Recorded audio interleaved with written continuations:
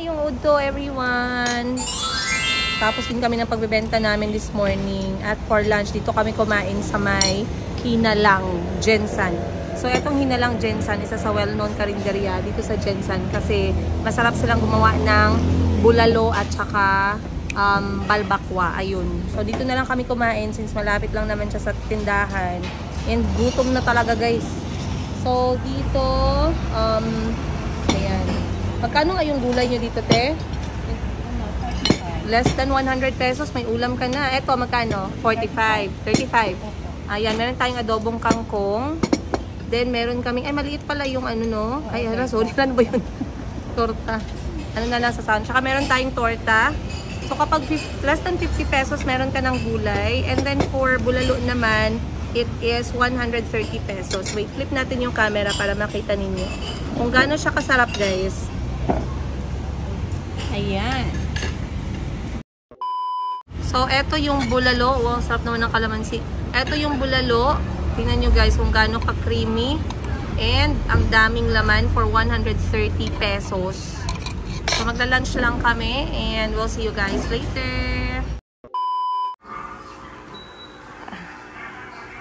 Lamig yun di, ma'am? Mainit lang siya. Mainit lang siya. Ay, manol. Walang, first time ko kasi magpaganito. Ayan, dito kami ni Miss Giselle. Ayan, may friend na naman tayo dyan. Kahit wala pa kaming benta, wait lang. Punasan muna natin. Ayan, kahit wala kaming benta, okay lang. Yes. O, pamper agad.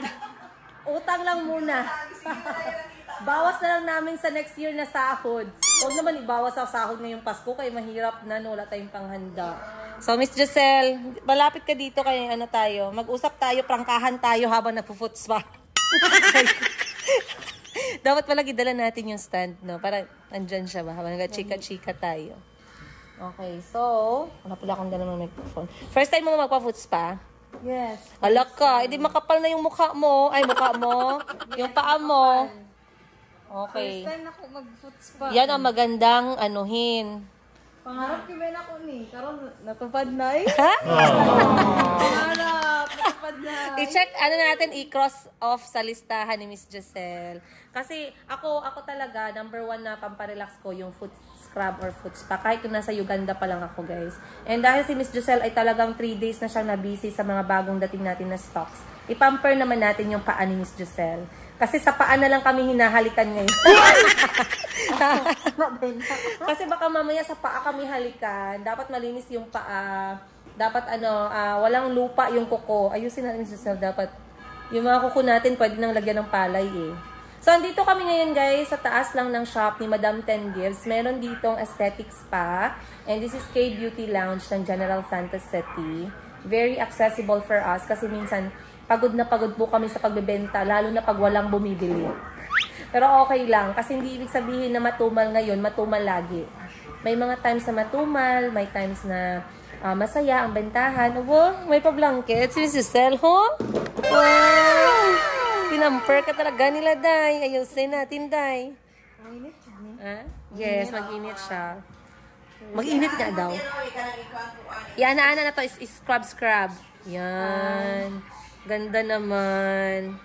Hello, kita mo, nilabas na nila yung yung sandpaper. Yan yung sandpaper nila. So, first time pala to ni Miss Giselle, magpa-foot scrub. Ayan, so habang kami nag-aantay na kami ay kanilang kuskusin. Kuskusin. Mag-usap kami ni Miss Giselle, kami yung maglo-look back ng aming 1 year. Kasi mag-1 year na ang, 'di ba? Mayumi Thailand. Closet. Tumingin ka naman dito, girl. Mayumi Thailand Closet. Magwa 1 year na sa January. Yay! And looking back kami sa mga struggles namin for this year. For 12 months. Habang kami nagpapakiskis ng aming paa. Para naman meron kaming reflection. At kami, multitasking. Ayun. So, si Miss Giselle din ay magwa 1 year na yan siya ngayong January. Buntis ako nagsimula ka, Miss Giselle, no? So, let's talk about business. Ako yung magtatapon ng tanong. And then, babalikan ako ng tanong ni Miss Giselle. Ano na? Question and answer portion tayo, Day. So, ako muna mauna magtanong. And then, Sagutin mo, and then ikaw naman magtanong sa akin. Pero dapat business-related lang ha. Huwag ka magtanong about sa relasyon ko. Ha? Huwag yung personal. Kasi meron ng mga nagtatanong may boyfriend na. Yan si ma'am. Hindi kasali yan sa question and answer, guys. Okay. Sige, ako muna. Okay. Sa business na boutique business, na tinrabaho mo ng 12 months, ano yung top 3 na pinakamahirap or challenging part as a storekeeper ng Mayumi Thailand Closet? Go. Pinakamahirap. Yung feeling mo lang for you. Malay mo mahirap sa'yo, madali sa iba, hindi naman magkatulad. Anong pinakamahirap for you na part? Sa manage ng isang boutique business? For me, wala. Walang mahirap, lahat madali. Sana all. Okay lang. I mean, yung challenging at least, na feeling mo pagka yung part na to ang ginagawa mo, parang feeling mo, agoy, ito yung pinaka-busy sa araw ko. Mag-steam. Yung may bagong yung arrival. Yun yung pinaka-mabigat. Yun lang. Bakit yung steaming? Kasi mataas, mahaba at malaki. I mean, ano nga? Ano siya, nakakapagod sa kamay. Yes, mainit sa kamay. Tapos, pagkatapos mo, hindi mo pa pwede basahin yung kamay mo kasi mainit. Galing ka sa mainit. Ayan, hindi ka makapagluto. Diba? Hindi mo kasi kaso yung asawa mo. Hindi ka makapaghugas ng plato. Diba? Kasi galing ka pa sa mainit. Pero yung pagdating naman ng stocks natin, hindi naman palagian. Yes. Isang dises lang. Okay. So, yun lang, mahirap. Ikaw naman magtanong sa akin. Para naman meron silang matutunan sa ating episode na to kahit nabiglaan. Go! Anong question mo sa akin? As business owner lang. Ano lang ha, related sa negosyo. Go! Ano ba? Wala. Mag-isip ka, ano ba yan? Sabi ni Miss Giselle, ano ba yan? Akala ko mag-relax kami dito, bakit parang na-stress? Parang na-stress naman ako sa question ni Man. Na-pressure ka ba sa oras, tsaka sa time mo, pag pupunta ka ng Mayumi Thailand Closet? Hindi talaga ako na-pressure. Kasi alam ko, dyan ka. Alam niyo yung feeling na meron kang trusted na staff. Never ako nag-isip na ay, kailangan ko puntahan yung tindahan. Paano ba yan? 1 week akong wala, si Miss Giselle lang nandun. Wala akong ganun na pressure. Kasi alam ni Miss Giselle lahat tungkol sa tindahan. From the smallest responsibility. Simula sa paglilinis, guys, ng sarili naming toilet, hanggang sa pag-account ng aming inventory. Yes, okay. So, hindi ako na pressure, yung sagot ko. Okay, question ko sa'yo.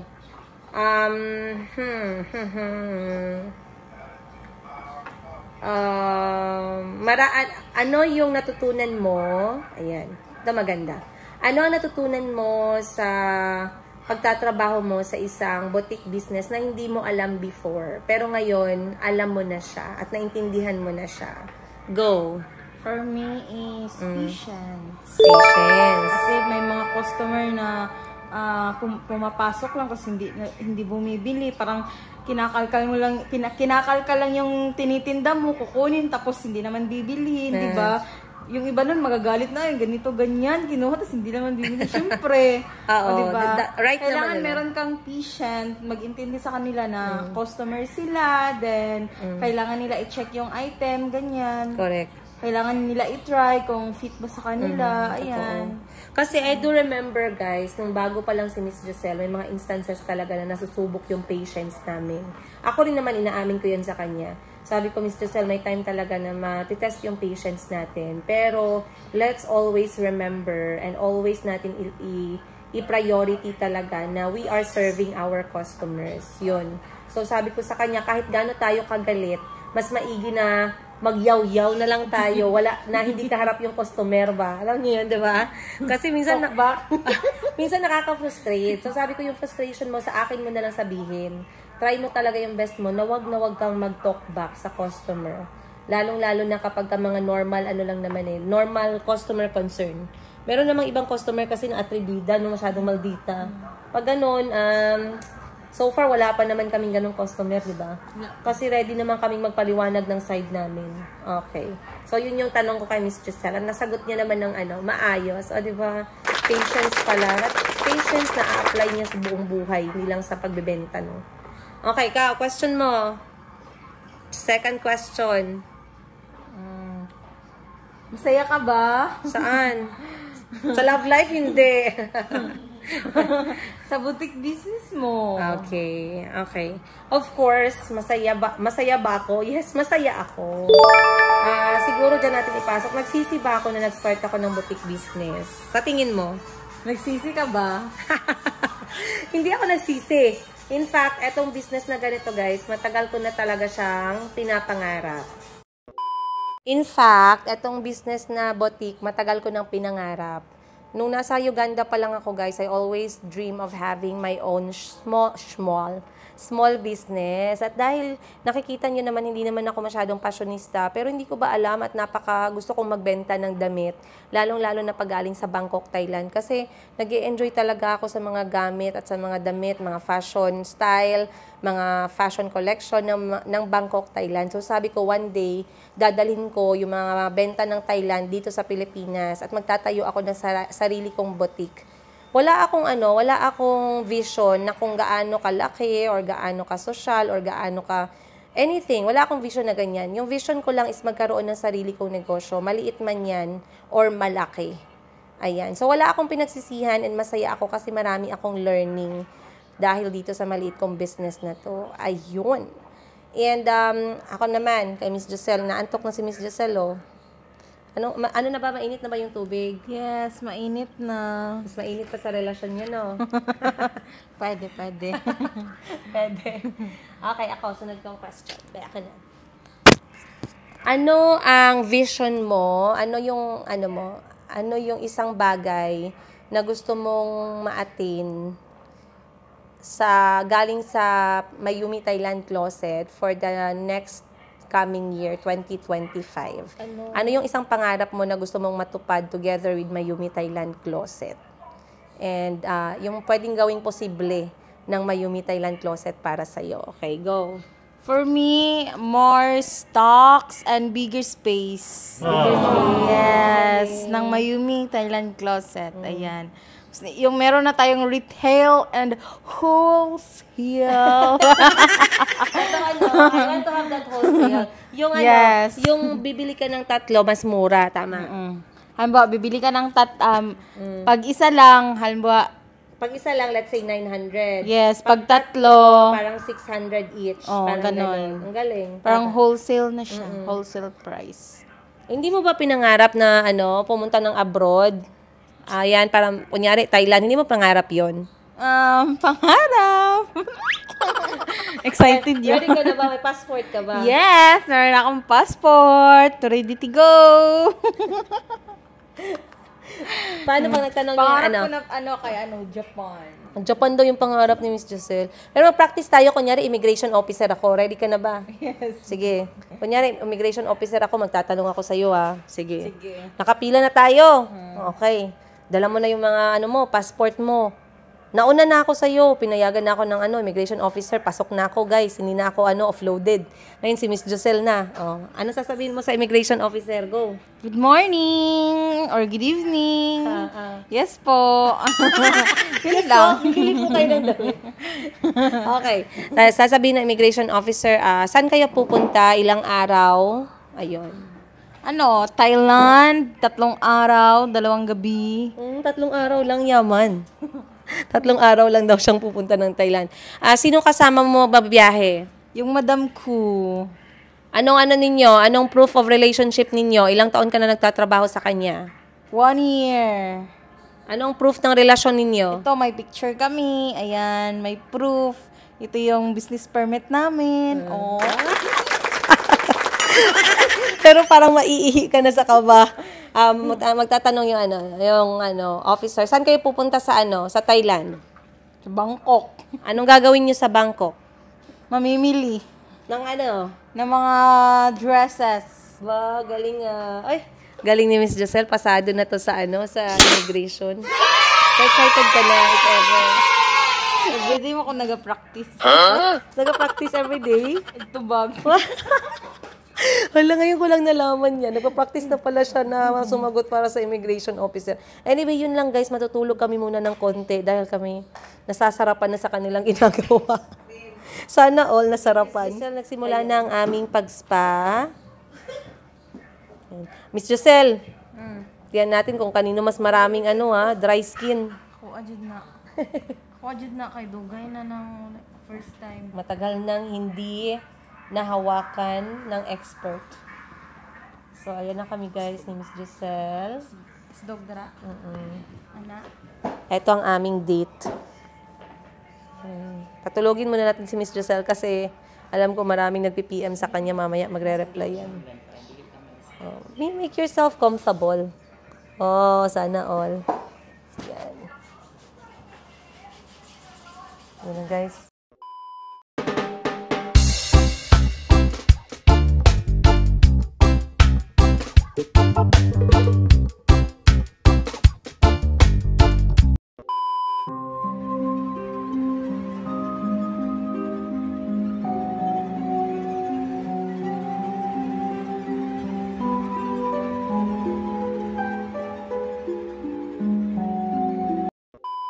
Dabi, patingin Miss Giselle. Tapos na kami, guys. Wow!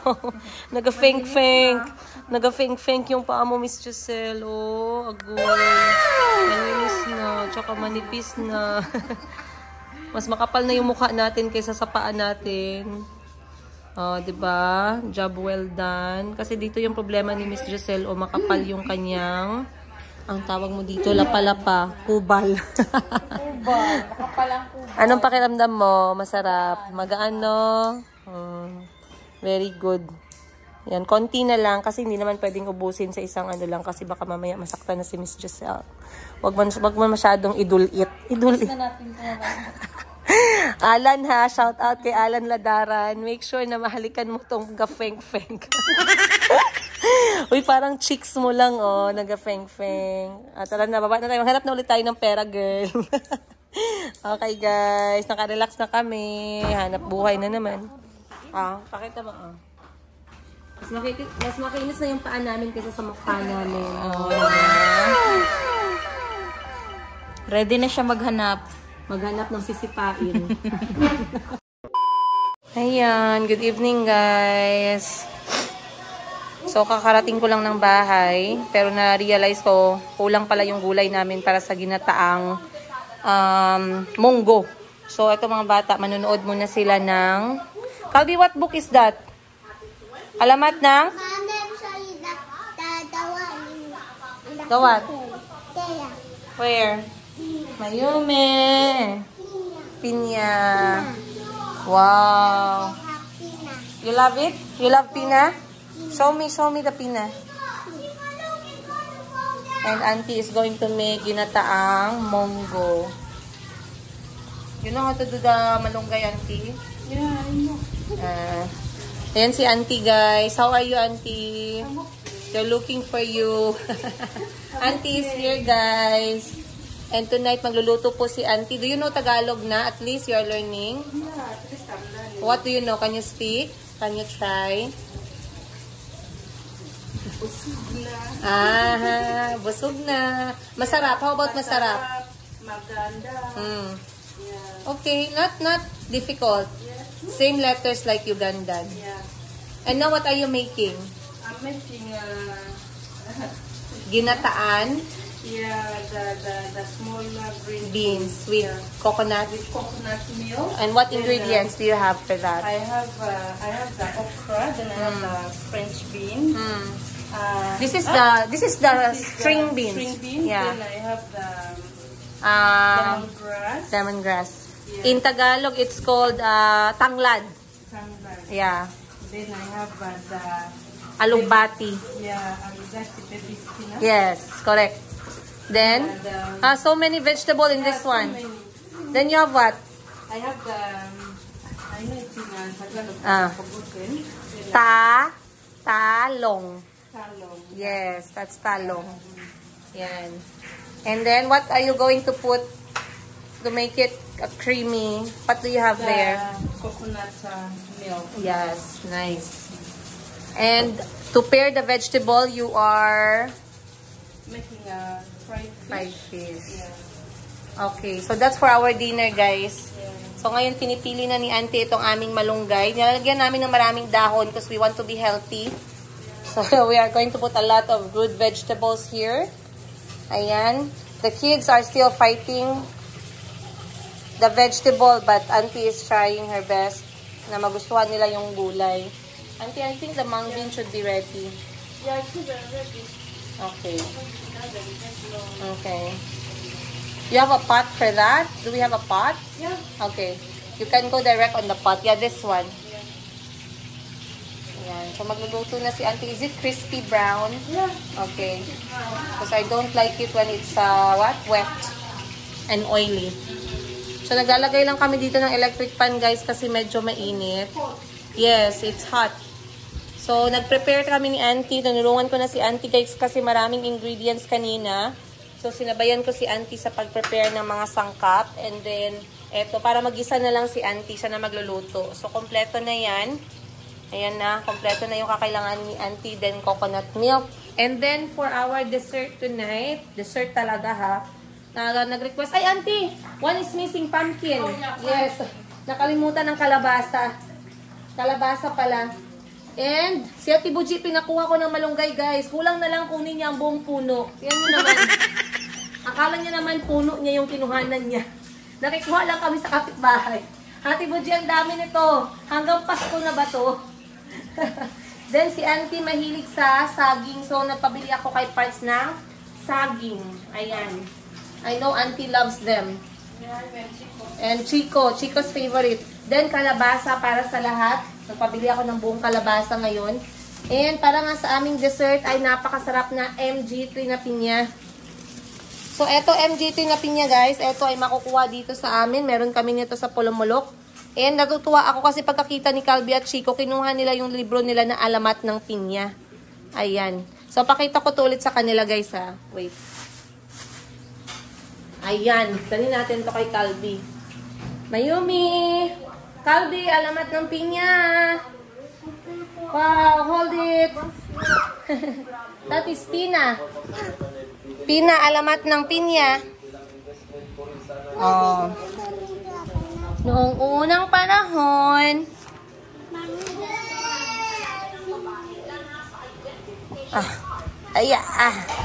ayan guys. You want?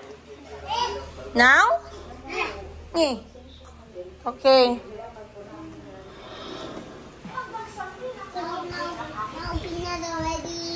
Okay. Hala. Who's inside? Pina is inside. And there's a lot of ice. Where's the ice? 1, 2, 3, 4, 5, 6, 7, 8, 9, 10, 11, Ah. 12, 13, 14. A lot Of ice. of ice. Sige, please, Mama. Be, alamat ng pinya. English or Tagalog? English. Once upon a time, gusto talaga ni Calby. Are you listening or not? Once upon a time, there was a mother and a daughter who lived in a small house, right? Calby, you're not looking at the book. Wait, I don't understand if it's that true. Do that Tagalog. I do the Tagalog? Okay. Noong unang panahon, may mag-ina na nakatira sa isang liblib at malayong puok. Sapagkat you hold the pineapple. Yeah. Hold, Pina. Hold her. Hold her. She's not coming out of the pinya. Sapagkat maagang naulila sa ama si Pina, pinalaki siya ng kanyang inang si Aling Sobel na sunod sa layaw. Ngunit nagkamali si Aling Sobel. Si Pina ay tamad. Tamad means? No. Igling. Igling. Agling. Ugly. Lazy. Very good. And Pina always naglalaro. Naglalaro meaning? She wants to laro lang. Play lang. Chico, don't kick Pina. Oh, si Aling Sobel ang gumagawa ng gawaing bahay. Si Pina ay natutulog. Natutulog meaning? Sweep the floor. Yeah. Natutulog meaning? Sleep. Sleeping. Mom, this is her sister? No, that's the mother, Aling Sobel. What this is the mom. Yeah, they do like that. Like a drawing lang. Okay? Mommy and mom. And what is Pina doing all the time? Only? Hey, mom, this is Lola. Yeah. Pina is doing what? The candy. Sleeping lang, and kain lang, and play lang. Isang araw, si Aling Sobel ay nagkasakit. Nagkasakit meaning? Hurt. Sick. And then she asked, what did she do? Ask to cook rice. And then what happened to the rice? It burned. Exactly. Nasunog yung kanin, guys. Si Pina ay hindi nakikinig. Gustong maglaro. Okay? Next. When Aling Sobel got better, Pina was working at home. But what happened next? Mom. Minsan, magluluto si Pina. Tinawag niya ang kanyang ina. Inay, nasaan ang posporo? Hindi ko po makita. What did she say? I cannot see the posporo. Very good. And posporo means? Fire. Matchbox. Very good. When the other day came, Pina is always looking for the things. Mother Sobel is very sad. And when she went to see Pina, what is she doing? Only? Playing lang. Hindi siya nakikinig kay Aling Sobel. Right? I already read. Si Pina, paano mo makita ang hinahanap mo kung naglalaro ka naman? Oh no. I think Chico will become a pineapple. Chico, listen. It's Cassie. It's Cassie. Cassie, are you there? It's Cassie because Cassie always does not want to clean up. She wants cell phone only. Okay, next. Naku, Pina, magkakaroon ka ng maraming mata dahil sa hindi mo makita, Cassie. No, Cassie. Pina is not happy. She walked out of the house and she never came back. Gabi na nang mapansin ni Aling Sobel. Gang, si Mayumi. Gang, si Mayumi. Oh no! Nagluto na lamang si Aling Sobel, ngunit hindi pa bumalik si Pina. Hinanap ni Nanay Sobel si Pina sa kapitbahay. Nakita niyo ba si Pina? Naku, hindi po namin nakita. Nawawala si Pina. Hindi pa siya umuwi. Pasensya na po, Aling Sobel. Hindi po namin talaga makita si Pina. Oh no. Aling Sobel waited and waited at home, but Pina never came back. Minsan, naisip niya na baka kulang ang kanyang pag-aaruga kay Pina. Hanggang isang araw, habang nagwawalis si Aling Sobel sa kanilang bakuran, ay napansin nito ang isang tumubong halaman. Whoa! Noon lamang niya ito nakita. Inalagaan ito ni Aling Sobel. Habang tumatagal, ito ay nagbunga. Oh no! But the fruit looks weird. Hala! But it's not yellow. Yeah, but because I did not buy the yellow one pa, this one is already ripe. This one is half ripe. You see? Half ripe. Because if it's too ripe, it's not yummy, man. This one, Aling Sobel doesn't want to eat the daughter here. Because she's going to cry. So she just let it become yellow. Okay? Nalungkot ng malala si Aling Sobel. She saw the fruit is looking weird. It has a lot of eyes. And she remembered what she said to Pina. I hope you will get a lot of eyes. And No. what did Aling Sobel think of the fruit? Reminds her of? Pina. So sad. Because Pina never came home. What happened if Chico will never come home? Okay, that's a bad thing. You see, it hurts people. Look. Sorry, Chico. Like this. What about Calby? If Calby doesn't come home and he becomes a Pina? I don't even care. You don't care? Okay. For you, you're saying bad words. No, what's the lesson of the story? You have to what? Listen to? You see, that's what becomes Pina. You have to listen to? No one. No one. Okay, then both of you becomes Pina. Okay, then I'm not going to go back home. Takot na takot yan sila guys sa mga alamat na kwento kasi baka maging sila daw yung alamat ng butiki. Stop it! Alamat ng butiki. So who wants to become a pinya? Not me. Chico wants to become piña? You'll be Calvi, you want to become piña? Okay, then I'm gonna slice piña now. Okay, you want to eat? No, Me, I want. I want to eat. You want to? Okay, me too. Hi, Pina. Bye, Pina. How many eyes you have? 1, 2, 3, 4, 5, 6, 7, 8, 9, 10, 100.